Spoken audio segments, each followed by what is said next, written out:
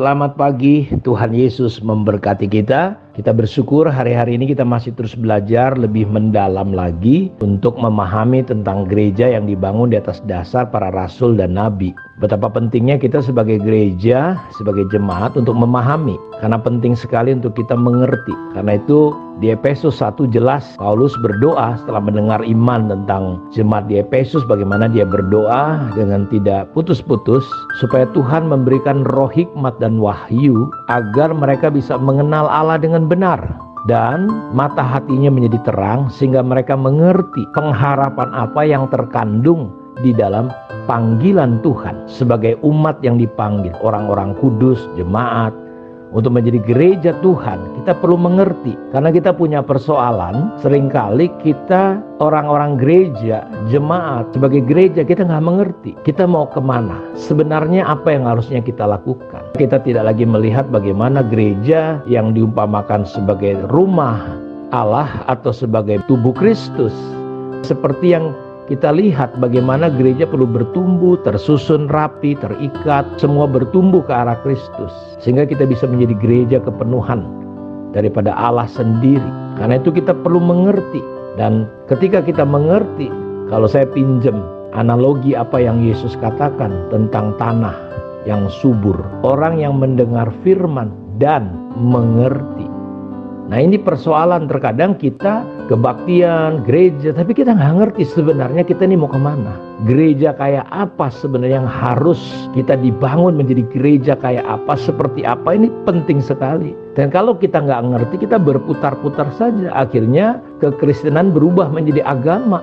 Dan kalau kita sudah berubah menjadi agama kekristenan, agama itu cuma penuh tuntutan, penuh penghakiman, target-target yang harus dicapai, tapi kita tidak mencapai apa yang Yesus doakan, apa yang Yesus harapkan, bahwa gereja itu adalah presentasinya. Karena itu kita perlu mengerti. Makanya di Matius 13 ayat 23, orang yang mendengar firman dan mengerti. Jadi penting sekali kita memahami, mengerti apa itu gereja, apa makna dan arti gereja, kayak apa sebenarnya gereja yang Tuhan inginkan. Ketika kita bisa mengerti, maka kita kan bisa bertumbuh 30, 60, 100. Artinya ada perubahan terus sampai pada kesempurnaannya. Tapi kalau kita lihat 3 model tanah hati yang lain adalah yang pertama, terhalang. Kenapa? Mereka seperti tanah yang di tepi jalan. Mereka dengar firman, tapi mereka tidak mengerti. Inilah tanah di tepi jalan. Mereka mendengar firman, ditaburkan benih, tapi burung-burung dirampas sama iblis firman yang kita dengar, sehingga kita mendengar firman, tapi kita nggak mengerti. Akhirnya kita jadi orang Kristen tanpa pengertian firman, karena firmannya diambil. Kita boleh cerita apa saja, kita boleh ada di dalam gereja, tapi kita tidak memiliki firman di dalam hidup kita, kosong. Sehingga nggak heran Paulus berkata, sekian lama aku sudah berbicara kepada kamu. Dulu nggak berubah, sekarang juga nggak berubah. Kamu tetap manusia duniawi. Secara lahiriah mereka giat melakukan pekerjaan Tuhan, tetapi tanpa pengertian yang benar. Apa yang terjadi? Karena itu mereka melakukan apa yang disebut mereka menentang firman itu sendiri. Paulus berkata, aku dapat bersaksi tentang mereka. Mereka ini giat untuk Allah, tetapi tanpa pengertian yang benar. Akhirnya apa yang terjadi? Karena mereka tidak memiliki firman, akibatnya mereka tidak mengenal Allah dengan benar. Sehingga kita tidak memiliki kesepahaman, pemahaman yang sama. Nggak usah dulu gereja satu kota, gereja lokal saja. Terkadang kita nggak punya pemahaman yang benar. Gus Dur berkata, kalau nggak salah paham, pahamnya yang salah. Dalam hal-hal yang kecil kita susah sepaham. Kenapa? Karena kita giat untuk Allah tapi tanpa pengertian yang benar, kata Roma pasal 10 ayat 2. Karena mereka akhirnya tidak mengenal kebenaran, apa yang terjadi? Mereka akhirnya mendirikan kebenaran masing-masing dan mereka tidak takluk kepada kebenaran Allah. Inilah model yang pertama, orang yang ditaburi firman, dengar firman, tapi dia nggak ngerti. Kenapa? Iblis langsung ambil, karena dia nggak ngerti, nggak mau belajar. Karena itu kita perlu diperlengkapi, di-equipping, sehingga kita bisa mencapai pada tingkat pemahaman yang benar tentang anak Allah. Kita diperlengkapi oleh 5 jawatan, supaya kita sebagai orang kudus diperlengkapi, supaya kita bisa melakukan pelayanan pembangunan tubuh Kristus. Jadi arahnya jelas, bukan sekedar gereja-gerejaan, bukan sekedar pelayanan, tapi sasarannya jelas. Apa sasarannya? Sasarannya adalah kita melakukan pelayanan pembangunan tubuh Kristus. Arahnya kesatuan, dan itu doa Yesus. Bapa, biarlah mereka semua menjadi satu, seperti Engkau dan aku satu, supaya mereka ada di dalam kita, dan dunia percaya bahwa Engkaulah yang mengutus aku. Tapi sayang, gereja tidak memahami hal ini. Tanah berikutnya adalah orang yang mendengar firman. Tapi ketika matahari datang, firman ini layu. Kenapa layu? Setelah dia menghadapi tantangan, konflik, penderitaan. Karena ternyata akarnya tidak cukup dalam, mencapai kedalaman sampai ke mata air. Karena ternyata di dalamnya ada banyak batu-batu. Dari mana kita tahu akhirnya dia nggak bertumbuh? Ketika matahari datang layu. Kalau tidak ada masalah, kita semua luar biasa semangatnya. Semangat 45, menyala-nyala. Tapi begitu kita ngadepin konflik, kita berasap-asap, loyo, tidak bisa berbuat apa-apa, tidak lagi semangat. Mulai kita berhenti menilai orang, mulutnya saja yang cerita sana sini. Tetapi dia nggak bertumbuh, nggak sanggup dia menghadapi matahari yang datang. Kenapa? Karena banyak batu-batu, kekerasan. Ikuti diri sendiri terus. Ini persoalan. Bagaimana kita bisa akhirnya memahami tentang gereja yang dahsyat dan luar biasa ketika mata hati kita terang, sehingga kita bisa mengerti pengharapan apa yang terkandung di dalam panggilan Allah. Betapa hebat, betapa dahsyat, betapa luar biasa panggilan Tuhan dalam hidup kita.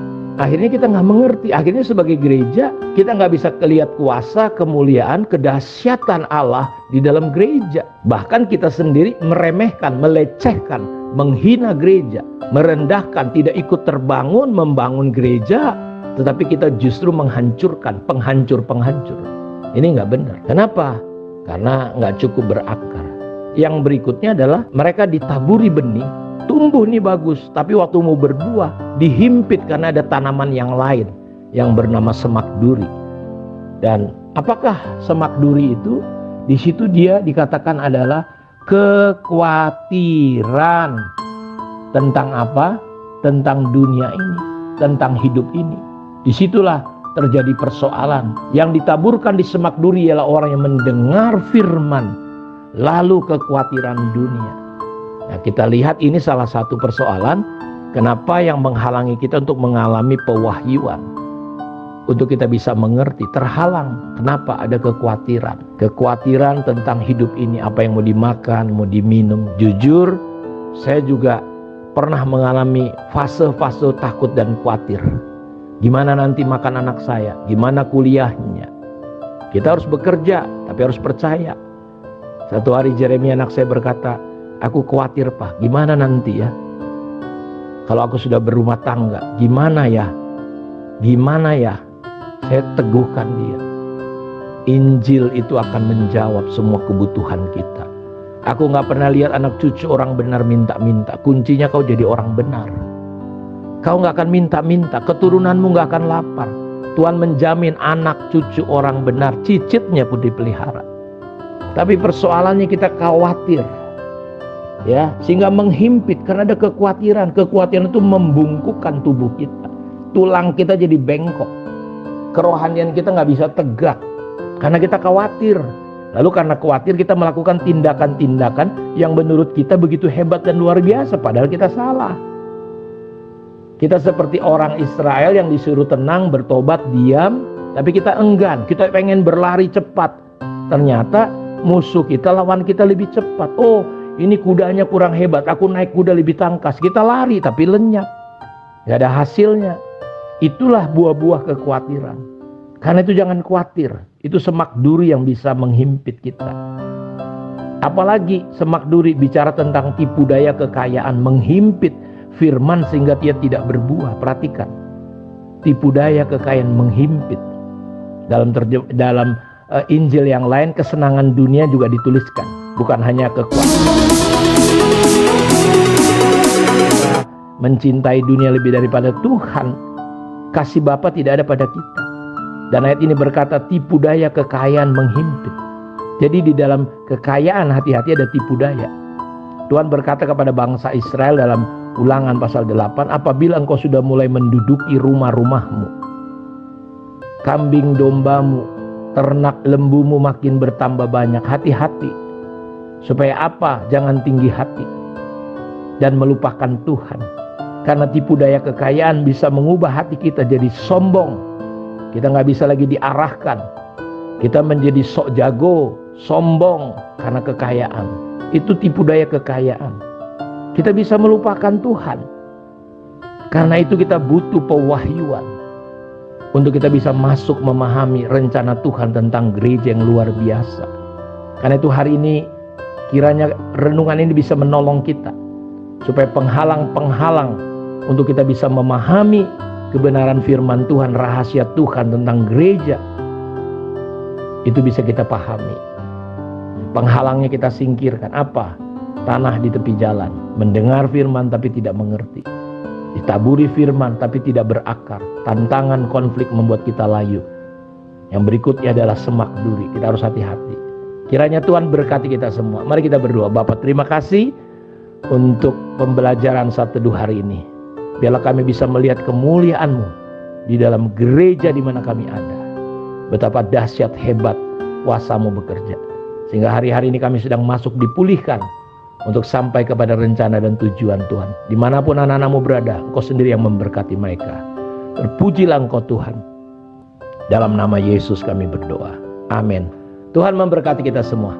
Shalom.